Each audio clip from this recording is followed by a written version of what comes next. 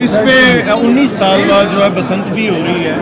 कर दी है मरियम नवीज साहिबा ने और पंजाब उस पर भी कमेंट। बड़ी अच्छी बात है, ये बड़ी अच्छी न्यूज़ है क्योंकि पूरी दुनिया से लोग आते हैं बसंत मनाने।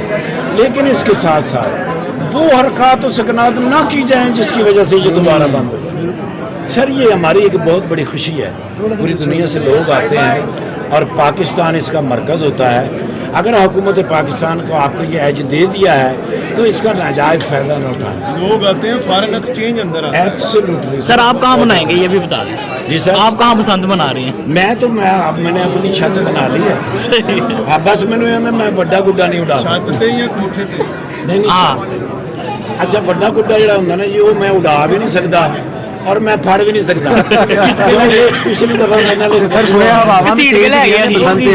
आज से 10 साल पहले मुझे याद है, मैं लक्ष्मी चौक पे ना जी वो हमारे दोस्त थे जुल्ली साईं की छत के ऊपर मैं गुड्डा उड़ा रहा था तो मैंने एक गुड्डा पकड़ लिया। सही। ਉਹਨੂੰ ਪਰੀ ਕਹਿੰਦੇ ਨੇ ਵੱਡਾ ਗੁੱਡਾ, ਉਹ ਮੈਂ ਫੜ ਤੇ ਲਿਆ, ਉਹਨੇ ਮੈਨੂੰ ਫੜ ਲਿਆ। ਉਹ ਸਰ ਮੈਂ ਕਦੀ ਇੰਜ ਹੋਵਾਂ ਕਦੀ ਇੰਜ ਹੋਵਾਂ ਉਹਦਾ ਉਹ ਬੜਾ ਹੈਵੀ ਸੀ ਔਰ ਦੂਰ ਵੀ ਸੀ। ਉਹ ਤੇ ਸ਼ੁਕਰ ਨਾਲ ਜਿਹੜੇ ਇੱਕ ਦੋ ਬੰਦੇ ਸਨ ਉਹਨਾਂ ਨੇ ਮੈਨੂੰ ਫੜਿਆ, ਮੈਂ ਫਿਰ ਗੁੱਡੇ ਨੂੰ ਐਸਾ ਐਸਾ ਕਰਕੇ ਲਾਇਆ।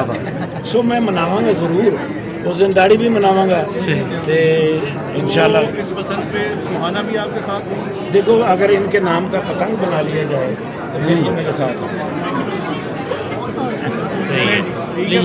थैंक यू सर, शुक्रिया आपका, बहुत शुक्रिया। राणा साहब ने ठीक है ना, आओ सर।